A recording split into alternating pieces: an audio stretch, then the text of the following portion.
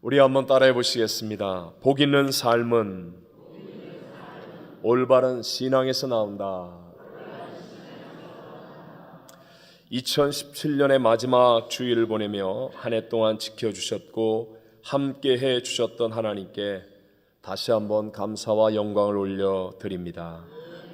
사실 마지막을 향해서 달려가고 있는 2017년의 시대 상황은 결코 좋지만은 않았습니다.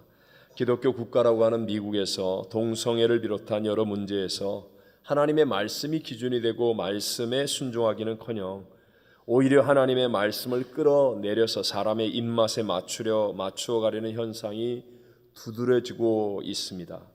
한국에서도 이제는 다수가 된 기독교가 세상의 소금과 빛이라고 불려지기보다는 오히려 신뢰하지 못할 대상으로 전락해가고 있습니다. 전 세계적으로도 2017년은 기독교에 대한 박해가 역사상 가장 심한 해였다고 합니다. 영적으로 이러하니 당연히 세상적으로는 자연재해나 사고, 갈등과 분쟁, 테러와 전쟁, 경제적인 침체 등으로 어려운 한 해가 되었지 않았겠습니까? 명견만리라는 그 책에 나온 통계에 따르면 현재 미국인들에게 가장 큰 고민거리는 인권, 안보, 환경과 같은 중요한 이슈보다도 일자리라는 대답이 가장 많았다고 하는데요. 미국에서 실업률이 1% 상승하면 자살이 9,920건, 살인이 650건, 심장병 사망이 500건, 강간이 3,300건이 늘어난다고 합니다.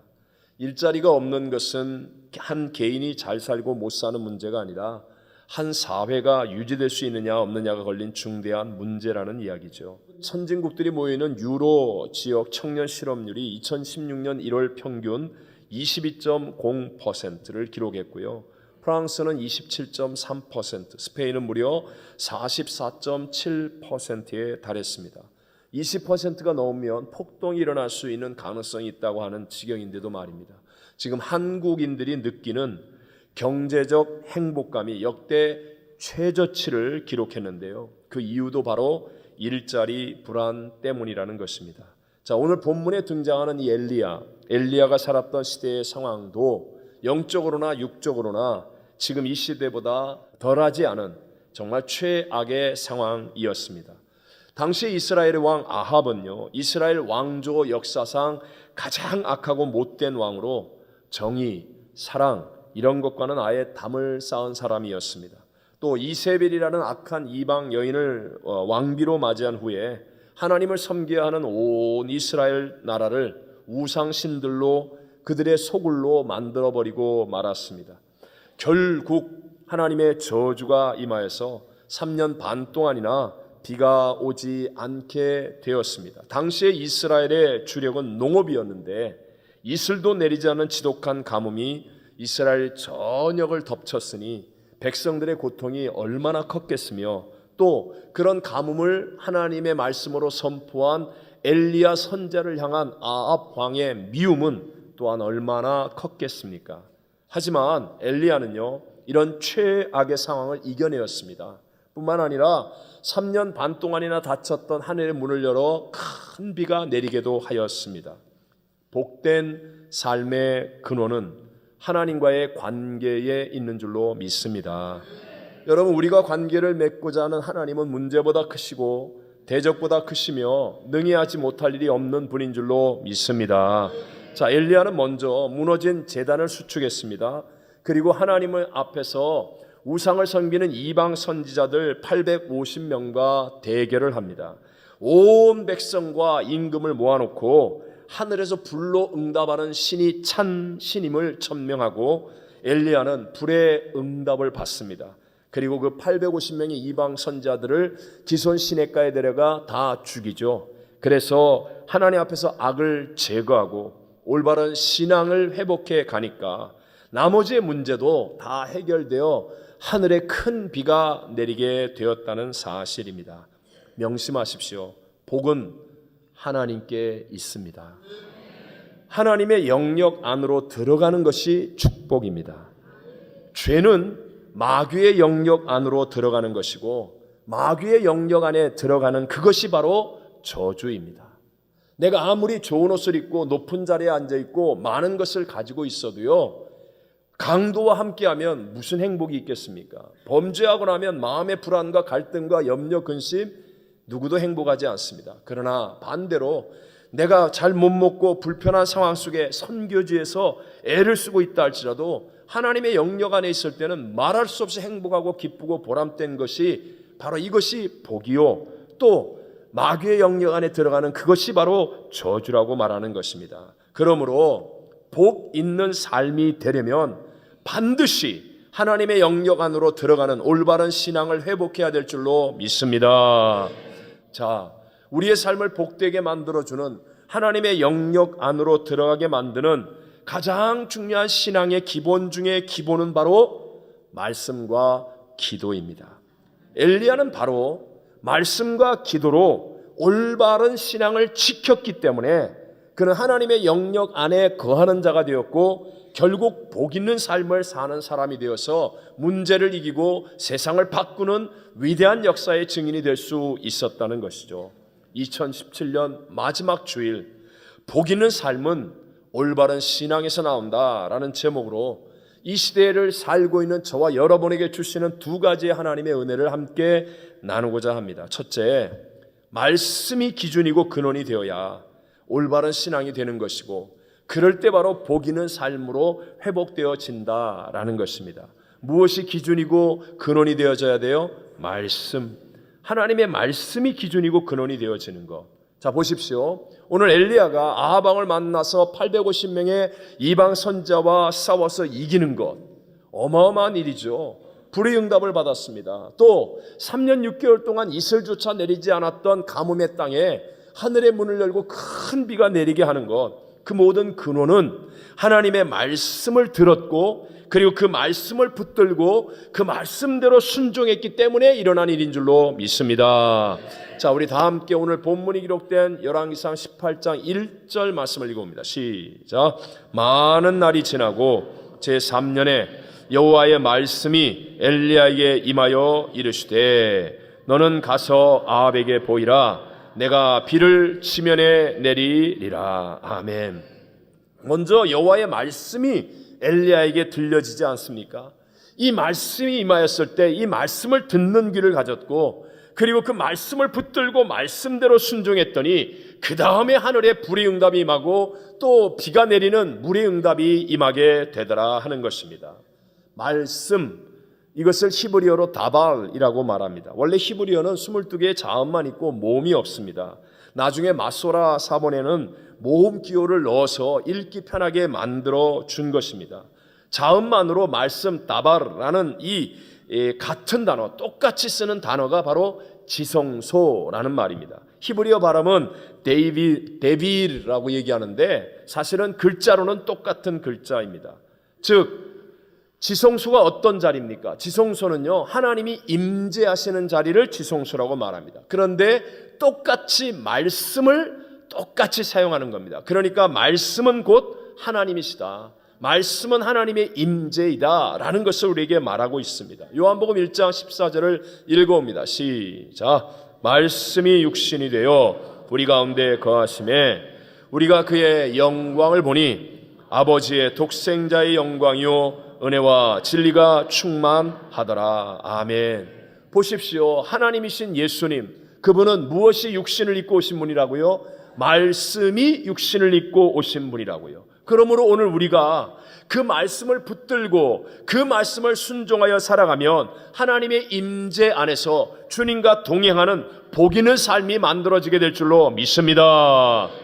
한번 생각해 보세요. 우리가 잘 아는 모세의 인생이 총체적인 난국 가운데 있을 때 어떻게 해서 어디서부터 그 모세의 인생이 풀려갑니까? 우리가 아는 것처럼 모세는 어렸을 때부터 버림받은 상처가 있는 사람입니다. 아무리 갈대 상자에 들어놓아졌지만 그러나 강물에 띄워져서 살지 죽을지 모르는 버림받은 상처 입은 남자. 그래서 애굽의 왕궁에 살아도 부모가 아닌 다른 사람에게 살고 있는 경험. 또 나이 40살이는 애굽의 군사를 때려 죽이는 살인의 기억이 있는 사람입니다.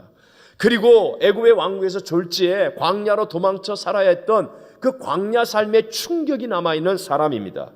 이제는 나이 80이 되었습니다. 혀가 뻣뻣하고 입이 둔하여 말도 제대로 못하고 가진 것은 아무것도 없는 상처투성이의 노인이었지만, 그러나 그가 호렙산 가시떨기 불꽃 가운데 임한 우리 하나님의 임재 가운데 들려지는 말씀을 듣습니다. 그리고 그 말씀을 붙들고 말씀을 따라 순종하기 시작하니까 그의 인생이 회복되지 않습니까? 세계 최강국의 애굽을 무릎 꿇게 만들고 이스라엘 200만 민족을 이끌고 광야 땅 40년 동안도 그들을 굶기지 아니하고 해하지 않고 인도하여내는 최고의 지도자, 최고의 하나님의 사람이 된 줄로 믿습니다. 그 시작이 무엇입니까? 그 출발이 무엇입니까? 그 능력이 무엇입니까? 하나님의 말씀을 들었고 그 말씀을 붙들었고 그 말씀대로 순종했기 때문에 새 역사는 일어난 줄로 믿습니다. 우리가 너무나 잘 아는 베드로는 예수님을 사랑하지 않았거나 아니면 신뢰하지 못하여서 실패했던 사람이 아니었습니다. 예수님께서 네가 나를 3번 부인할 거야 라고 경고의 말씀을 주시는데도 불구하고 주님의 말씀을 우습게 듣는 거예요. 무슨 소리 하십니까? 나는 안 그렇습니다. 나는 죽는 자리까지라도 주님 따라갈 자신 있습니다. 하나님의 말씀을 가볍게 여겼다가 실패했다는 거예요. 그런 베드로의 회복의 출발점이 무엇입니까? 주님의 말씀을 기억하고 그 말씀을 붙들고 통회하고 자복하고 회개하였더니 거기에서부터 새 출발이 일어나게 되더라. 누가복음 22장 60절로 62절을 읽어봅니다. 시작. 베드로가 이르되 이 사람아 나는 네가 하는 말을 알지 못하노라고 아직 말하고 있을 때에 닭이 곧 울더라. 주께서 돌이켜 베드로를 보시니 베드로가 주의 말씀 곧 오늘 닭 울기 전에 네가 3번 나를 부인하리라 하심이 생각나서 밖에 나가서 심히 통곡하니라. 아멘. 말씀에 대한 반응입니다.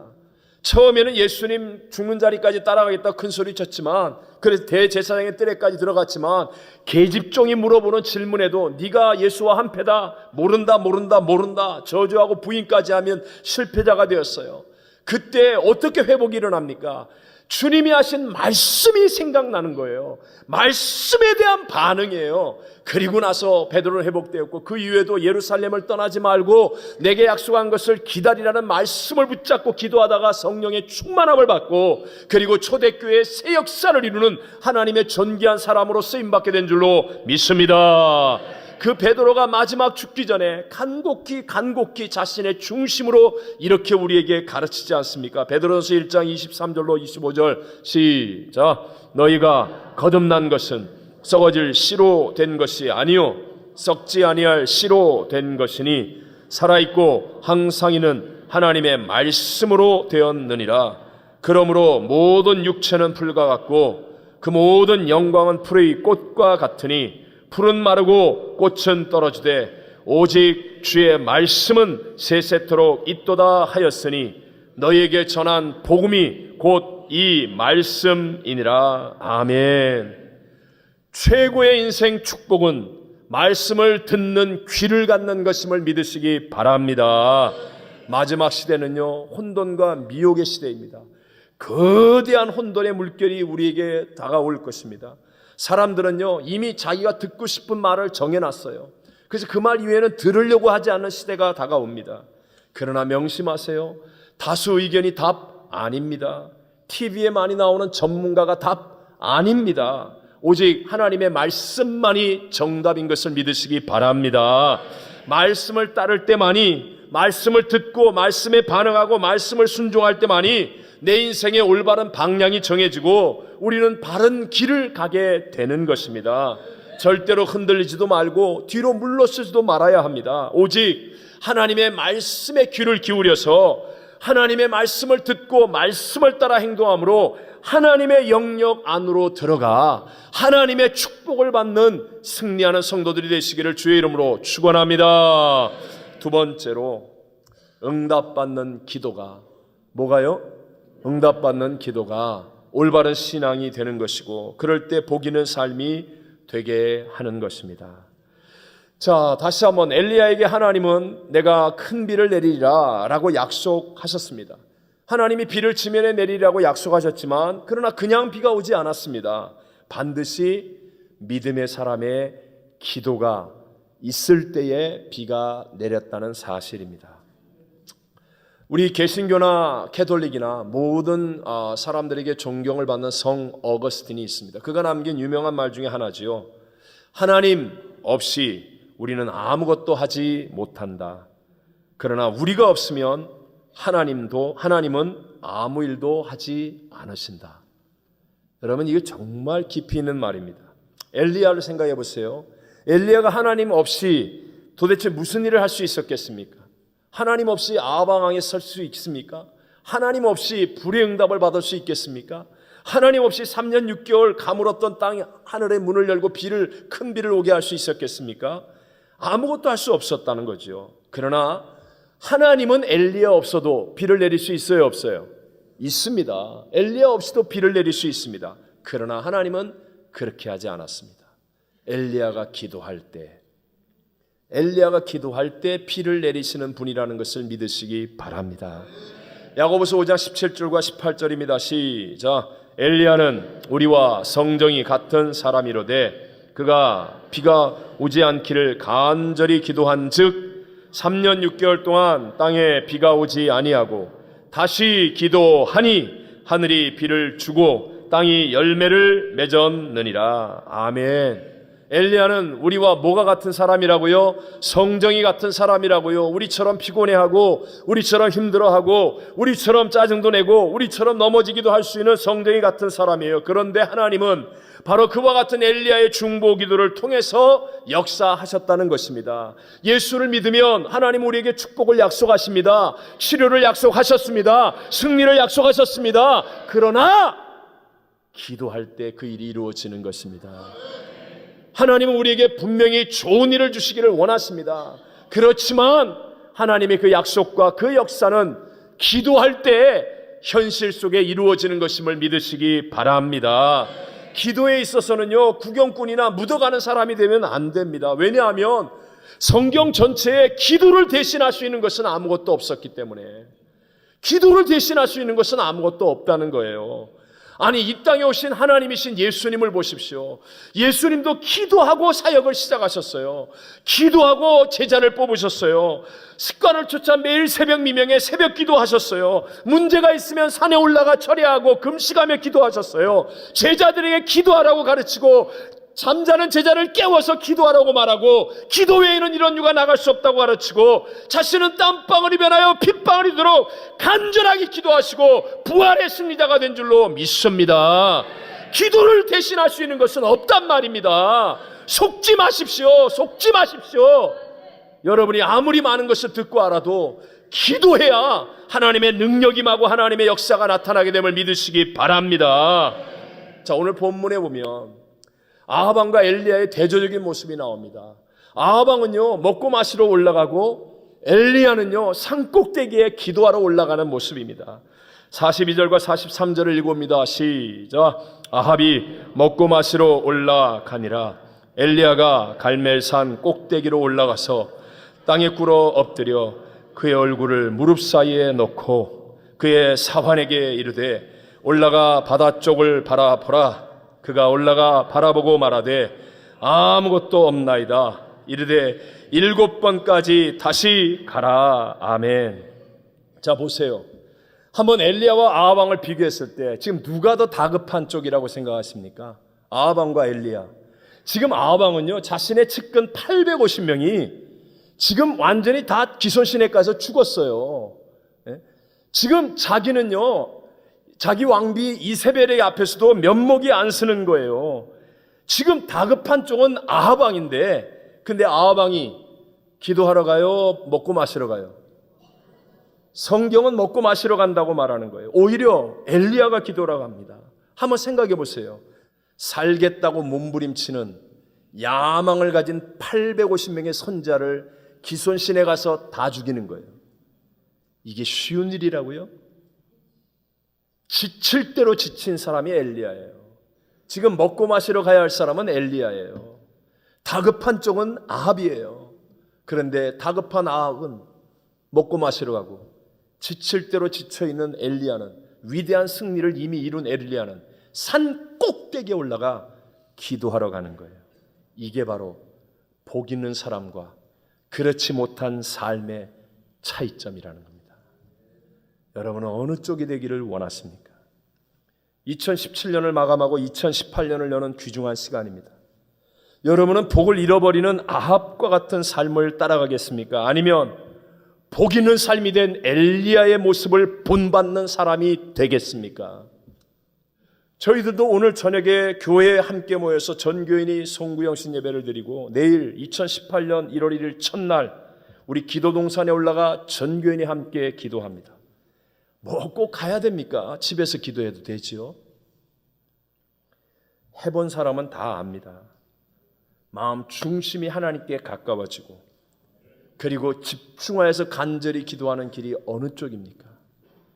기도로 승리하기를 원한다면 여러분 교회 와서 매달리시고 기도원에 올라가 기도하여 우리 하나님께 가까이 가려는 위대한 믿음의 승리자가 되시기를, 엘리야의 길을 따라가는 복 있는 사람들이 되시기를 바랍니다.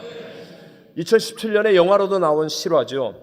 2차 세계대전 때 40만 명에 가까운 영국과 프랑스 연합군이 파죽지세로 진격하는 독일 기갑부대에 밀려서 이 덩케르크라고 하는 프랑스 쪽 항구에 몰리게 되었습니다. 이 해협을, 도보 해협이지, 영국 쪽 도보 해협을 건너서 영국으로 철수하지 못하면 이제 이 40만 명이 죽거나 포로가 되면 전쟁은 이제 완전히 끝난 것과 같아요. 하지만 이 나치 독일의 강력한 기갑부대와 최강의 공군의 공격을 막을 길이 없습니다. 그래서 해협을 건너지 못하고 있는데 이제 완전히 이 40만 명이나 되는 병력이 무사히 건넌다는 것은 거의 불가능에 가까웠습니다. 그때 영국의 처칠 수상이 방송에 나와 우리 모두 교회에 가서 기도하자고, 그래서 수상과 모든 국민들이 다 교회로 달려가서 결사적으로 기도했습니다. 그러자 놀라운 일은요, 그 다음 날부터 칠흑 같은 안개가 도보 해협을 덮기 시작하는 거예요.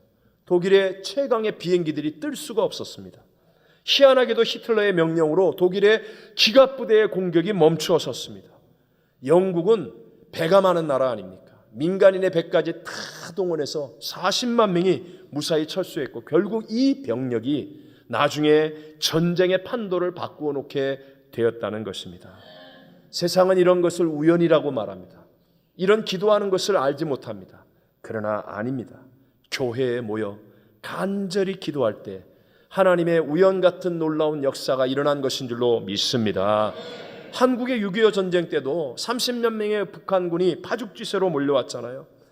그때 여러분 작전회의 한번 못 열었습니다. 다 술 취하고 놀러가고 전화가 안 되고 한국군은요 그냥 낙동강 전선까지 그냥 완전히 파죽지세 아닙니까? 나라의 운명이 풍전등화 같을 때 경남 도지사 관저에 피난와 있던 이승만 대통령이 부산에 피난온 모든 목사님들과 부산에 있는 목회자들을 초량교회에 불렀습니다. 그리고 기도 부탁을 했습니다. 메가더 사령관이 자기와 친구인데 일본에 있는 B-29 폭격기를 보내서 융단 폭격을 해 주어야만 이 전선을 지킬 수 있는데 알다시피 이제 8월이 되면 장마 기간이라 비가 오면 당시의 비행기로는 폭격기가 뜰 수가 없다는 거예요. 그러니까 비가 오지 않도록 기도해 달라고. 그때 그 목사님들과 피난온 모든 크리스찬들이 다 교회에 모였어요. 그리고 열흘 동안 금식하면서 정말 밤낮을 쉬지 않고 하나님이여 이 민족을 살려주십시오. 이 민족을 살려주십시오. 그 결과 기적과 같이 그 해 8월 달에는 단 한 번도 비가 오지 않았다는 거예요.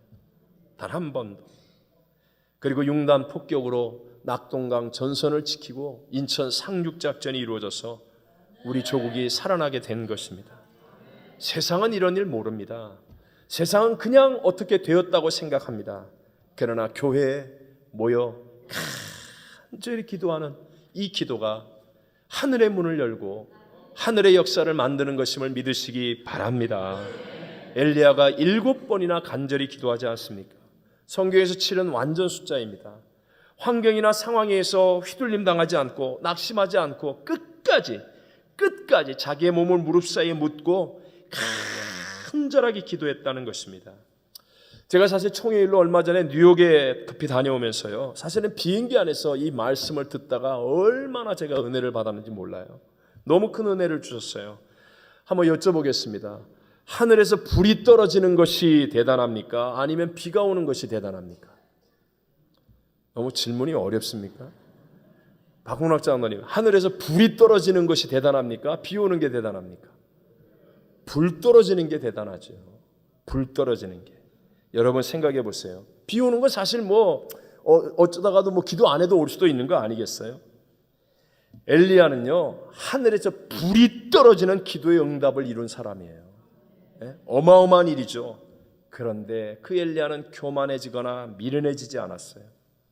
그리고 산꼭대기에 올라가 비 오도록 7번까지 응답이 있을 때까지 낙심하지 않고 포기하지 않고 끝까지 기도했다는 것입니다.